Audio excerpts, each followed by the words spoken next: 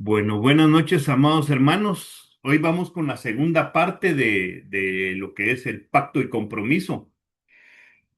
Solo quiero abrir que se acuerdan la semana pasada que la parte más, una conclusión de la que llegamos hablando del pacto era que el pacto era, lo mirábamos como una brújula que nos muestra el norte.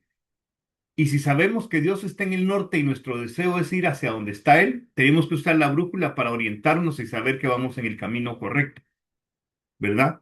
Con eso en mente, entonces vamos a continuar.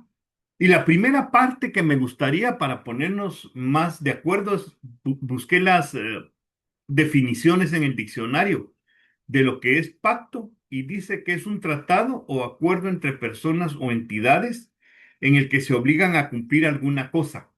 Carlito nos explicaba el asunto de que el pacto es un pacto eterno, así que no puede ser entre dos hombres. Entonces realmente es un pacto de Dios. Y es eterno porque ese pacto, un pacto dice que permanece mientras uno esté en vida. Mientras estoy en vida y la otra persona que está con la que hice el pacto está en vida, el pacto está vigente. Pero una vez uno de los dos muere, el pacto se acabó. Mientras que en el asunto del pacto de Dios es un pacto eterno porque Dios es eterno. Y lo único que Dios hizo, vamos a ver más profundamente eso, es que fue pasando su pacto de persona a persona para llevar a cabo el plan, que es la restauración de la relación del hombre con él. En cuanto a compromiso, dice que es una obligación contraída por medio de acuerdo, promesa o contrato. El compromiso es cuando yo acepto el pacto y digo, sí, yo me comprometo a vivir y a respetar al 100% el pacto que hicimos con la otra persona, ¿verdad? Entonces tenemos esas dos, la parte del pacto, que es el acuerdo y el compromiso, valga la redundancia, el compromiso que yo tengo de vivir de acuerdo a ese pacto. Dice la Biblia también menciona varias clases de pactos o acuerdos entre personas, naciones y diferentes grupos. Todos tienen los elementos básicos del pacto, pero ninguno se compara con el pacto desde la perspectiva en que Dios lo establece. Es decir, cuando es el pacto de Dios, era lo que les decía. Las naciones pueden hacer acuerdos, pactos de, por ejemplo, de pacto de no agresión, yo respeto tu territorio y tú respetas el mío. Pero en ese caso pueden haber violaciones de este tipo de pactos, mientras que el pacto de Dios es inviolable. Esa es la palabra, la parte tan interesante en cuanto dicen que Dios es el mismo ayer, hoy, por siempre. ¿Por qué? Porque si Él establece un pacto, el hecho de que Él es invariable en su carácter hace que el pacto que Él establece también es invariable. Eso quiere decir que la gente que respecta el pacto recibe su beneficio y el que lo viola recibe el castigo. Dice, cuando hablamos del pacto de Dios, no hablamos de un trato, convenio o acuerdo entre dos personas, porque para ello se requiere que las dos partes tengan algo que aportar y que ese algo sea equivalente en precio, riesgo, valor, etcétera. Y eso lo platicamos un poquito la semana pasada, si se acuerdan. Dios tiene que ofrecer porque Él es el dueño de todo. Pero si hace un pacto con el hombre, en el que realmente el hombre puede decir, sí, yo hice un pacto con Dios, el hombre tendría que tener algo que aportar. Pero el hombre no tiene absolutamente nada porque todo es de Dios. Tanto el alma como el cuerpo como el espíritu son de Dios. Y si las cosas más íntimas del hombre no le pertenecen, sino le pertenecen a aquel con el que hace el pacto, entonces realmente uno está desprovisto de qué puede aportar. Entonces el pacto de Dios básicamente es Él el que lo hace, lo respalda y lo mantiene. Dice, sin embargo, si el hombre establece un pacto con Dios, no tiene nada que ofrecer a cambio. Por ese motivo, veamos la forma en la que Dios extiende su pacto al hombre y la forma en la que el hombre puede ser fiel al pacto y obtener los beneficios y bendiciones que Dios desea darle. El principio del pacto se conoce también como unidad y unión. Esto nos indica que es necesaria una buena relación individual con Dios, es decir, unidad y consecuentemente una buena relación con las demás personas, es decir, unión. Y es que básicamente es eso, una de las cosas que Dios espera y por lo cual Dios estableció incluso las esferas de gobierno, básicamente es para permitir que haya una buena relación entre los seres humanos. Pero eso va a ser posible en la medida en que esa conexión exista también con Dios, que mantengamos la unidad con Dios. Eso va a permitir que exista unión entre los hombres. Precisamente, y si se acuerdan, el fin de la historia básicamente es eso, lo que Jesús explicaba, que en el fin del tiempo los ángeles de Dios se van a llevar a todos los malos y los hijos de Dios van a resplandecer como el sol, dice. Básicamente es por eso, porque la unidad entre el hombre y Dios va a ser una unidad perfecta que se estableció a través de Cristo, y eso va a permitir que toda la sociedad que en ese momento continúe camine en unión. Dice, recordemos que los principios de Dios operan de adentro hacia afuera y de lo pequeño, que es la unidad, a lo grande, que es la pluralidad. La unidad es el elemento más pequeño y es el aspecto interno o causa, mientras que la unión requiere la participación de más de una persona, es decir, pluralidad. Lo voy a leer otra vez porque este es uno de los elementos principales del pacto que vamos a estudiar hoy. Dice, recordemos que los principios de Dios operan de adentro hacia afuera. Y si se acuerdan que la primera cosa que Dios hizo con Adán fue darle órdenes para que las atesorara en su corazón, es decir, adentro, para que él pudiera después manejar toda su creación de acuerdo a eso. Y dice, y de lo pequeño, es decir, la unidad, a lo grande que es la pluralidad. La unidad es el elemento más pequeño y es el aspecto interno o causa. Por eso el autogobierno es tan importante, porque eso es realmente la unidad, la parte que habita en mí. Mientras dice que la unión requiere la participación de más de una persona, es decir, pluralidad, perdón que se me lengua la traba.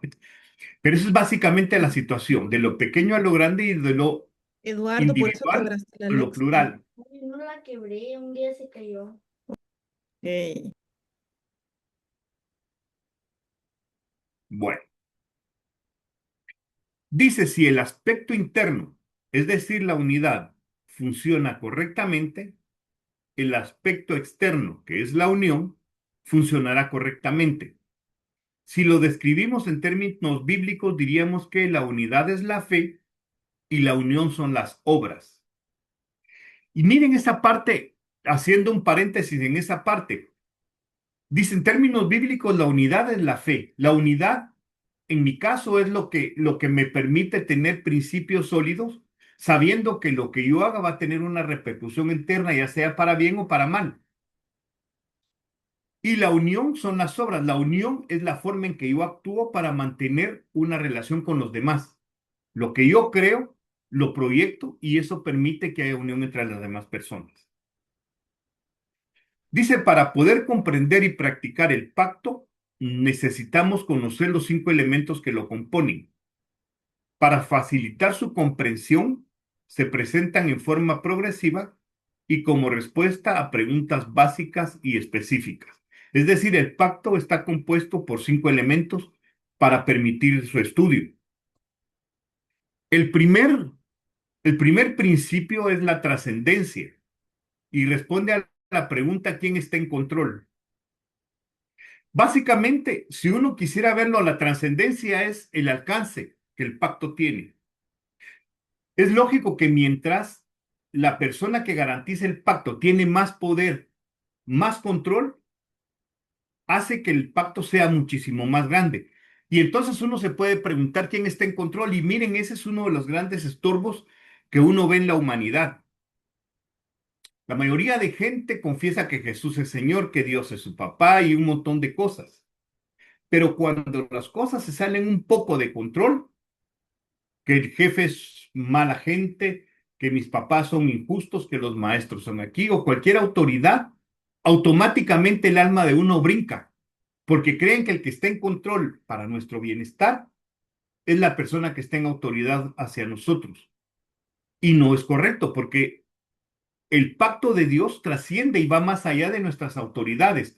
Si yo tengo lo que decíamos anteriormente, la fe, quiere decir que yo voy a saber que el que está en control de todas las situaciones es Dios y por tanto la trascendencia del pacto es eterna, es grandísima.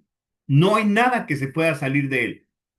Entonces, la trascendencia de ese pacto responde a la pregunta quién está en control y definitivamente el que está en control es Dios porque Él es el que garantiza que el pacto sea eterno, sea perpetuo y sea fiel. El segundo es la jerarquía y responde a la pregunta ¿a quién rindo cuentas? Miren, una de las cosas que he aprendido y me ha sido de bendición es precisamente el asunto de la jerarquía. Yo sé que en la posición en la que estoy, por ejemplo, laboral, sé que hay gente que depende de mí, a la que debo servir, pero también hay una persona a la que le tengo que rendir cuentas. Lógicamente que yo para hacer un trabajo con la gente que depende de mí, tengo que concentrarme en el que está arriba, porque él es el que va a llevarse las palmas o las palmadas en las manos si las cosas no salen bien. Mi trabajo es ser ese facilitador que permita que tanto el de arriba como el de abajo tengan el beneficio máximo. Pero tengo que ver a quién le rindo cuentas y no quién me rinde cuentas a mí. Porque si lo hiciera así, me podría, como digamos, enseñorear de mi posición. Y eso no es correcto. Lo correcto es que yo, sabiendo a quién tengo que dar cuentas, tengo que estar siempre con cuidado de que los recursos que me han sido confiados sean bien administrados, tanto humanos como materiales. Entonces, la jerarquía básicamente se debe concentrar en el individuo de saber a quién rindo cuentas, no quienes dependen de mí. Eso se aplica tanto en asuntos laborales como familiares, como entre amigos y todas las cosas así. ¿Verdad? Un padre pues sabe que tiene una responsabilidad limitada que Dios le dio, pero que a fin de cuentas tiene al final que va a presentar cuentas de cómo administró a sus hijos y a su esposa. El tercero son las leyes. Y dice, responde a la pregunta, ¿cuáles son las reglas? Y miren, básicamente, ese es otro de los grandes problemas. La mayoría de gente confía en Dios, cree en Dios, dice que Dios es su Señor y su Rey, toda la cosa, pero desconocen las leyes que Él dictó. Entonces digo yo, ¿cómo puedo yo ser fiel a una ley, a las leyes, si ni siquiera las conozco? ¿Cómo puedo yo decir que quiero ser fiel a Dios cuando no me ocupo en leer su ley para aprenderla y ponerla en práctica?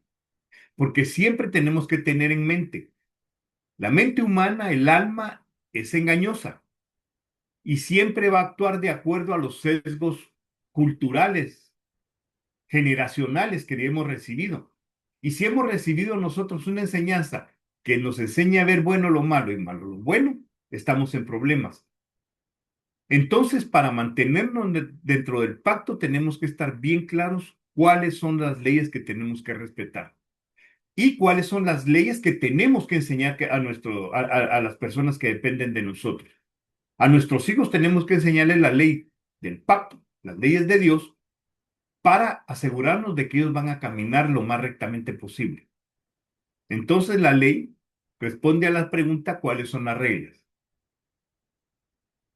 La cuarta dice son sanciones y responde a la pregunta ¿qué pasa si obedezco o desobedezco? Acordémonos y les repito una vez más que el pacto es algo que Dios estableció, un acuerdo, un montón de reglas que le dicen al hombre cómo debe conducirse para mantenerse en una relación sana con Él. Dios es un Dios fiel y es una de las cosas que hemos oído mucho, que dice que aunque nosotros fuéramos infieles, Él permanece fiel. Y es cierto.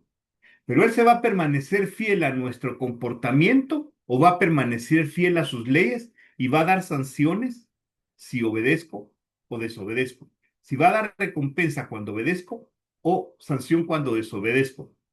Siendo un Dios fiel que tiene leyes que puso y que Él mismo cumple, nosotros definitivamente estamos obligados. Entonces las sanciones dicen qué pasa si obedezco o desobedezco. En el libro de Levítico, por ejemplo, hay muchos ejemplos de qué cosas hace Dios si una persona no permanece en obediencia. Todas las sanciones que le vienen, todos los castigos que vienen si la persona no camina en cuanto a lo que Dios espera que haga. ¿Verdad? Tiene consecuencias positivas y negativas la obediencia o desobediencia de las leyes. Y la quinta es la continuidad y responde a la pregunta, ¿tiene futuro esta empresa? Y básicamente es eso, si decimos que el pacto es un pacto de Dios, que es eterno, definitivamente no podemos decir el pacto comienza aquí y termina aquí, porque es eterno. Una persona nace dentro del pacto, vive dentro del pacto y muere y el pacto continúa. Entonces esa empresa sí tiene futuro porque es el pacto eterno. Es el que va a regir a la humanidad hasta que el último ser humano esté y o Jesús venga para gobernar. Pero una vez Jesús esté gobernando y este cuerpo pecador se vaya, entonces vamos a vivir una vida santa y definitivamente el pacto continúa, pero ya no hay quien viole el pacto porque todos vamos a estar renovados. Dice, expandiremos cada uno de estos aspectos para que el pacto deje de ser una doctrina teórica y se convierta en un aspecto práctico de nuestro diario vivir y podamos experimentarlo en una relación dinámica y bendecida por Dios. Recordemos que el pacto es el que nos permite mantener una armonía en nuestro trato con Dios y por eso no es una doctrina, sino debe ser estándares de vida que todos debemos tener, que todos debemos buscar. Y definitivamente esos 5 elementos del pacto tenemos que tenerlos bien claros. Y dice, por lo extenso de cada uno de los elementos, trataremos de estudiar cada uno en una misma semana. Por lo tanto, comenzaremos el primer elemento la próxima semana. Entonces, básicamente, amados hermanos, eso es lo que tengo para hoy. Así que si hay preguntas o comentarios, pues la palabra es de ustedes.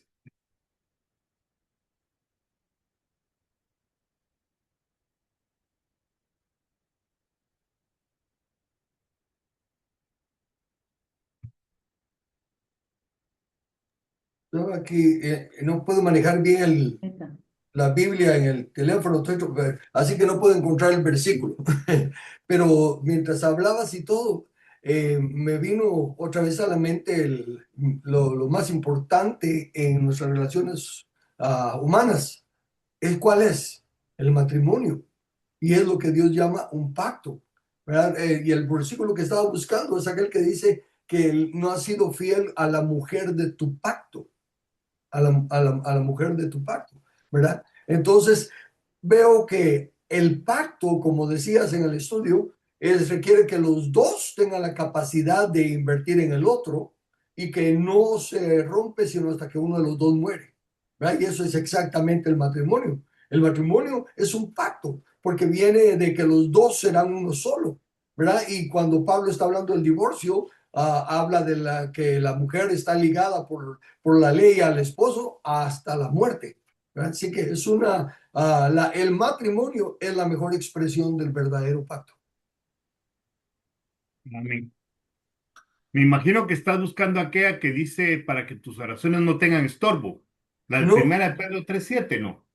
no, creo que es Proverbios porque está diciéndole que no has sido fiel a la mujer de tu pacto. Yo creo que ese Malaquías, más diréis, ¿por Malaquías qué?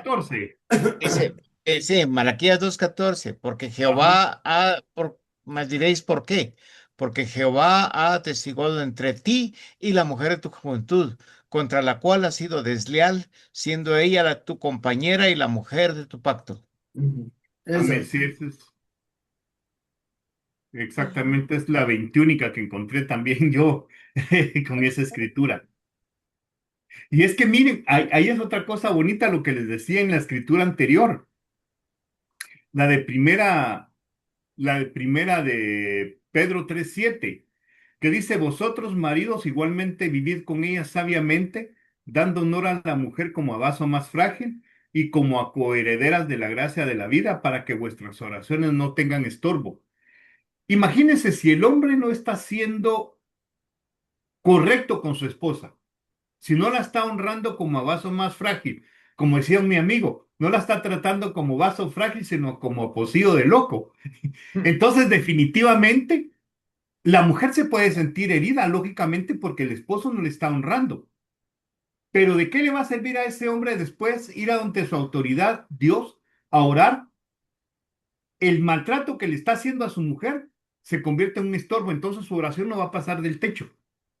Por eso es que es tan importante saber en la jerarquía. Para una mujer, la jerarquía mayor no es esposo. La jerarquía superior es Dios. Y al que tiene que honrar primero es a Dios y confiar en que si el hombre está haciendo mal su trabajo, Dios se va a encargar de él.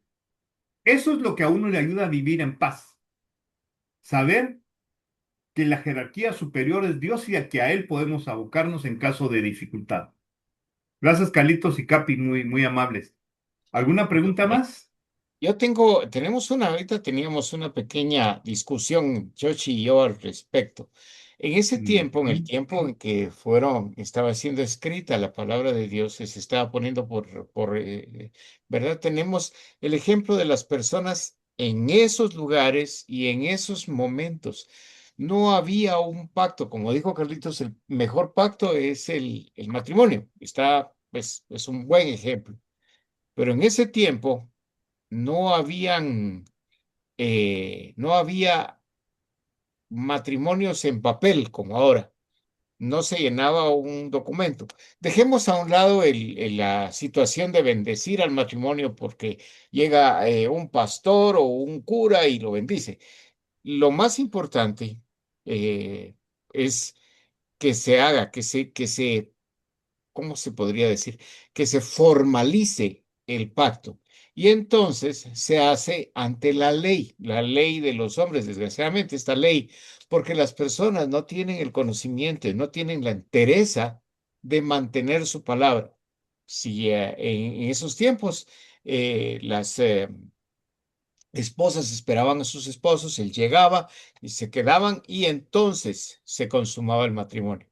Cambio ahora, tiene uno que hacer el matrimonio en papel, un abogado pregunta si están de acuerdo y cómo van a hacer sus cosas, qué van a compartir y todo, ¿verdad? Entonces, antes no era necesario el papel. Ahora, en la forma como se hacen este tipo de cosas, tiene que ser una ah, ¿cómo se llama? Tienen que estar de acuerdo, esposo y esposa. ¿Me doy a entender? Claro. ¿Sí? Sí. Entonces, ahí en ese momento se firma el pacto, ¿verdad? Hay otra situación, que no hay boda, sino es una unión de hecho, donde las personas solo llegan y se reúnen. Sin embargo, las uniones de hecho también tienen que ser formalizadas entre un abogado. Aunque no haya ninguna celebración ni nada, una unión de hecho debe ser formalizada. Debe haber un pacto entre los dos, formalizan sus intenciones ante un representante de la ley, un abogado o un juez. De todas maneras, esto siempre va a ser así. Ahí hay un pacto. No son como los de antes, que la palabra valía más. Ahora tiene que ser por escrito. Porque si yo vengo y me uno a Chochi, nada más así, y nos vamos bueno, me voy a tu casa, te venís a la mía, y ahí vivimos juntos, pero de repente yo digo, no, ya me voy y ahí te dejo. Te dejo con 3 hijos y con un montón de cargas y todo, y me voy sin responsabilidad de nada. Y ella puede llegar y venir y posiblemente va a lograr algún eco en la ley, pero no va a obtenerla si no hay un pacto, si no hay un documento firmado. ¿Ustedes tienen algo ahí al respecto? Fíjate que, según me acuerdo, yo no sé si ha cambiado la ley, pero dice que después de 3 años de unión de hechos se considera matrimonio. Por lo menos cuando estaba en la escuela sí era. No sé si ha cambiado. Es la unión de hecho. La unión de hecho es la que hablo, precisamente, esa de que Sí, pues vengo que yo. 3 años Ya, después de estar juntos, y la ley los considera como casados. oh, ok, eso no lo Víctor sabía Hugo yo. está pidiendo la palabra y después voy yo. Ok, Ok, Víctor Hugo, también go tiene la ahead, como familia dicen en mi Rivas, la pueblo. mano arriba.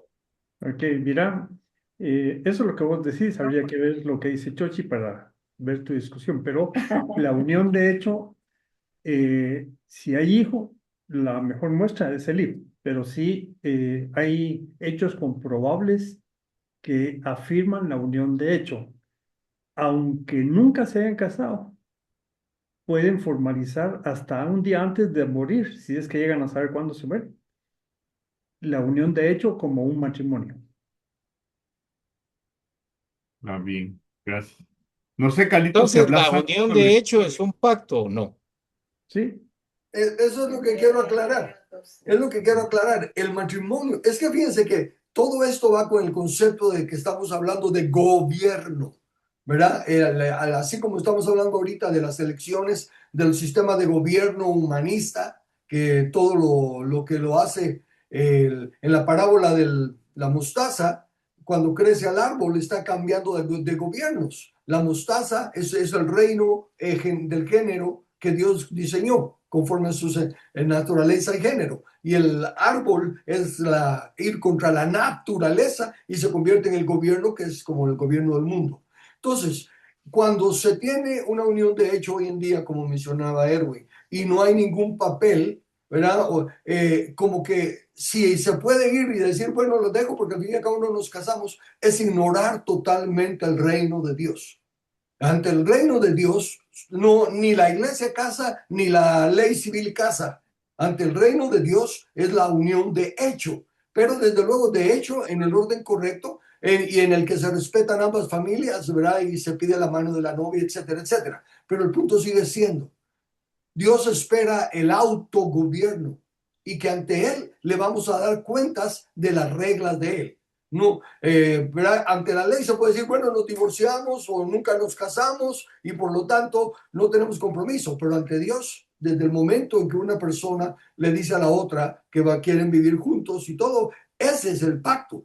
Y por eso es que en la porción que pedí que leyeran y que precisamente alguien encontró, es donde Dios dice que por eso está enojado contra la nación, porque no están siendo fieles a la mujer de su pacto, ¿verdad? Entonces, es importante que nosotros le enseñemos a la congregación que sí, respetemos las leyes, que sí, que se haga el matrimonio civil nada más, ni el matrimonio de iglesia no hay, la iglesia no casa. El matrimonio civil que se haga nada más por el hecho de los problemas de la sociedad hoy en día, ¿verdad? Que si no están los papeles de que Brandon es hijo de Carlos Velázquez y de Lilian González, entonces a saber que es Brandon, ¿verdad? Pero eso es simplemente a donde ha decaído la palabra del hombre y de la mujer, ¿verdad? De los humanos, a donde ha decaído el reconocimiento de la soberanía de Dios y en la importancia de aprender justicia y juicio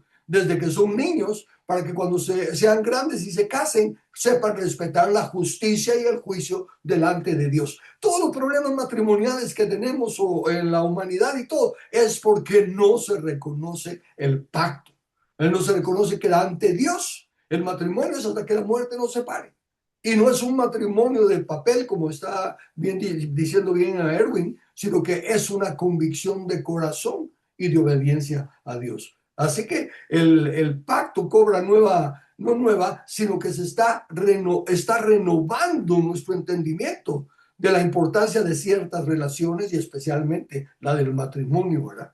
Que tienen que ser dos personas de pacto, definitivamente. Y como también nos enseñó ahorita Elmer, ¿verdad? Si alguno viola el pacto, le va a caer la viga. Y ahí sí que no hay tales de que, la verdad, bueno, no había papel o si había papel. No, de los ojos de Dios, si está violando el pacto con la mujer de su pacto, le va a caer la viga. Punto. Yo pienso que fue por la negligencia de la humanidad que sí se tuvieron que establecer leyes para formalizar el matrimonio en papeles, por la negligencia. Porque el mismo Jesús dice, por la negligencia de vosotros, Moisés dio carta de divorcio. O sea, por la necedad sí, la necedad de la humanidad de querer eh, no respetar las leyes divinas, hubo necesidad de establecer leyes escritas, pienso yo. De acuerdo, por la dureza de vuestro corazón. Sí, es tal como estás diciendo, doctor Hugo. La familia Rivas levantaron la mano. Usted tiene una pregunta, un comentario.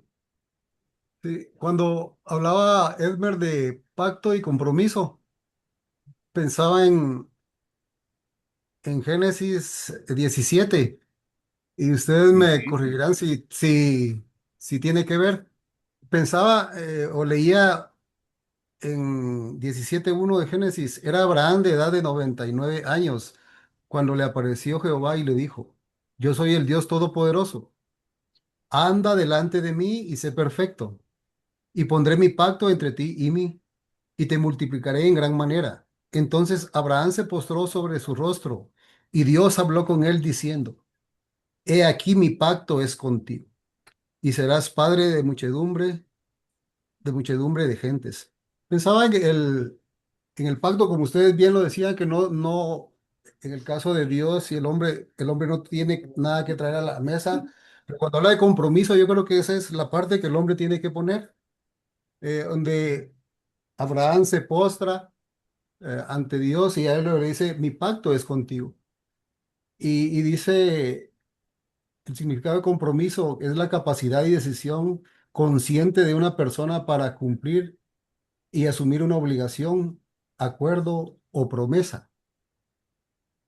Eh, me ayuda Edmer o Don Calitos, no sé quién ahí es, si este pasaje de la Biblia eh, se podría usar para comprender mejor el pacto y compromiso donde el hombre, perdón, el pacto de Dios con el hombre y el hombre tiene el compromiso de obedecer.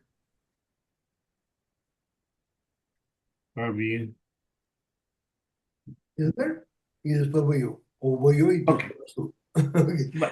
Yo te voy a ver cómo lo veo. Acordate que a Abraham, la primera promesa que Dios le dijo fue que en él iban a ser benditas todas las familias de la tierra. Debido a que Abraham fue fiel, Dios le dijo, voy a hacer un pacto entre tú y yo. Y el asunto es, como estábamos viendo, el pacto es básicamente el norte para Abraham. Todas las cosas de ley que Abraham iba a respetar. Y incluso Dios le dijo eso. Voy a encubrirle yo a Abraham lo que voy a hacer sabiendo que él va a mandar a su familia a que caminen en mis leyes. La idea es esa, el pacto efectivamente ahí es yo no sé si es la primera vez que se menciona pacto ahí, pero es el pacto que hace que todas las familias de la tierra van a ser benditas a través de la simiente de Abraham. Básicamente hacia ahí apuntaba el pacto. O sea, sí estás razonando bien en pensar que ahí estaba estableciendo Dios un pacto de restauración para la humanidad. No sé, Carlito, si quieres agregar. Lo voy a decir de otro. En la lección pasada hablamos de que el pacto requiere dos personas y dijimos lo que ya también lo mencionó nuevamente Elmer, de que el asunto es de que Dios no puede hacer pacto con un hombre, o pues no puede entrar en pacto con un hombre, porque el hombre no tiene nada. Aún la obediencia y todo es de Dios, ¿verdad? Porque dice que Él es dueño de todo. Dice que ya fuimos comprados, que ya no nos pertenecemos. Pero aclaramos en la lección pasada que cuando Dios le ofreció también a Abraham que iba a hacer el pacto, se partieron los animales y hablamos de que se pasaba entre la sangre para aclarar que la sangre era un pacto de sangre, pero no pasó Abraham, sino que es una antorcha encendida se movía de un extremo al otro extremo, porque era el pacto de Dios. Haré mi pacto contigo. Dios se está comprometiendo a sí mismo a hacer las dos partes.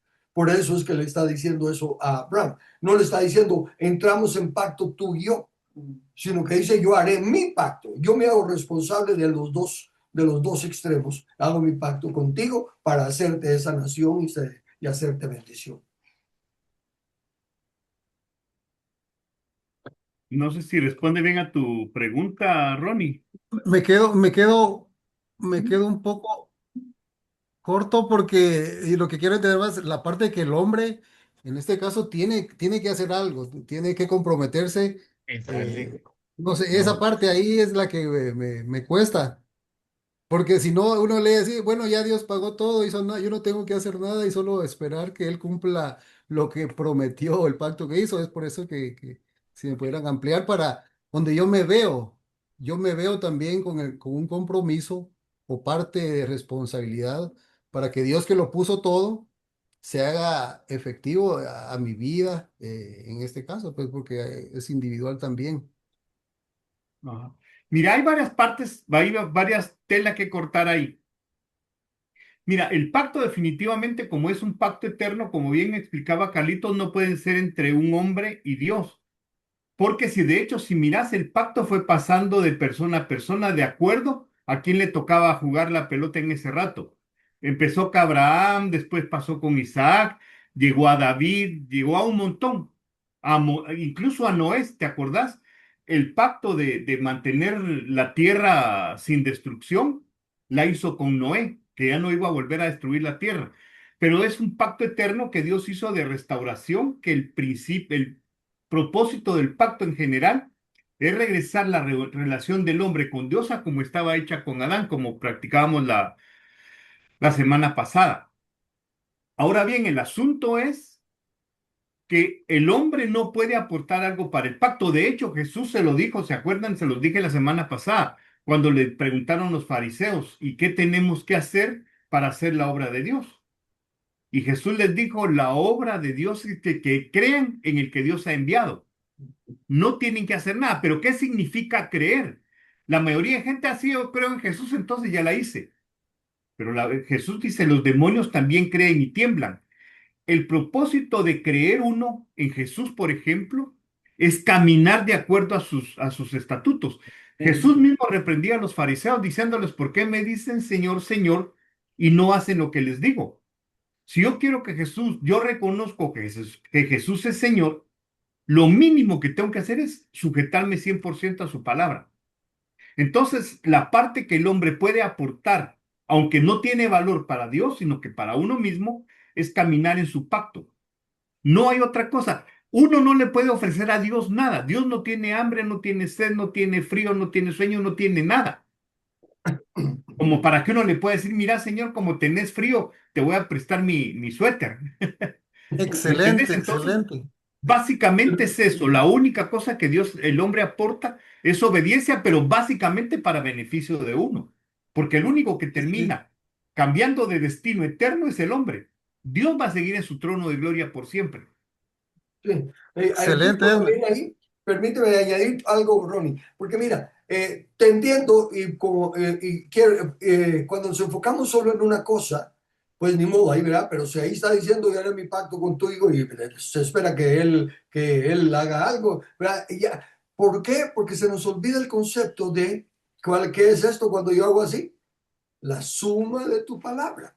¿Verdad? Dios no tiene dos planes. Entonces ahora piensa, razona esto, la salvación, ¿qué tiene que hacer el hombre para ser salvo? ¿No? No puede hacer nada porque no es por obra, es por gracia.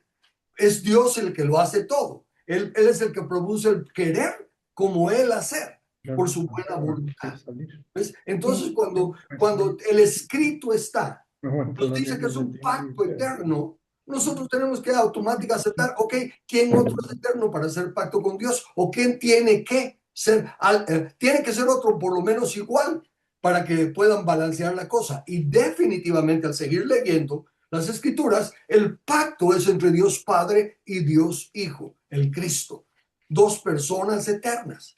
Pero precisamente aquí es un pacto eterno y que Cristo dice que es el Cordero inmolado desde antes de la fundación del mundo. Y se dice que el libro de la vida es del Cordero, es del Cristo. La única conclusión a la que yo puedo llegar es que habiendo sido consumado el pacto desde antes de la fundación del mundo y siendo el libro de la vida de Cristo, y que lo único que puede pasar es que se borren nombres por lo que se les dio suficiente tiempo para que recapacitaran y aceptaran la gracia y la misericordia y no la aceptaron. Pero no se está añadiendo nombres porque los hombres no pueden hacer nada. Solo, y el Padre está haciendo todo conforme al pacto con el Hijo, que se consuma cuando ya se paga el precio. Se pagó el precio simbólicamente antes de la fundación del mundo y se consumó en la otra parte de Cristo cuando fue crucificado. Pero solo razona eso. Tú sabes que la fe no se puede conseguir de ninguna manera. Es Dios el que lo hace todo. ¿Qué tiene que hacer el hombre? Como dice él, ¿verdad? Si es inteligente, agradecer la misericordia de Dios y no soltarse de su mano. Si es un burro, volverse a sus caminos atrás y perder la eternidad. Sí, sí, no, no, gracias, me quedó claro en la explicación de Elmer, donde realmente hacer algo, o mantenerse en el pacto, eso implica obedecer, porque si en el contexto de que el hombre no hace nada, se expone en la mayoría de congregaciones, por eso es que se cae en ese bache de que entonces vivamos una vida light, la supergracia. Es por eso mi punto para profundizar y que quede claro, si alguien que quiere escuchar el tema este, que están aclarando que el hombre tiene la responsabilidad, porque Dios le dice, pondré, creo que es futuro, y Abraham se postra. Ese para mí es un gesto de obediencia, de sumisión, y luego lo dice, y luego lo dice, dice el Señor, mi pacto es contigo. O sea, ya se lo está dando, pero la explicación de Edmer fue la que me aclaró para comprender que sí, esa parte mínima que la fe es creer, pero también implica obedecer, mantenernos en el pacto. Gracias, muy amable. Muy buen punto. Te agradezco mucho, Ronnie, porque así los que vean el video van a quedar bien claros de cuál es su función. Gracias. No sé si hay alguien más, hermanos.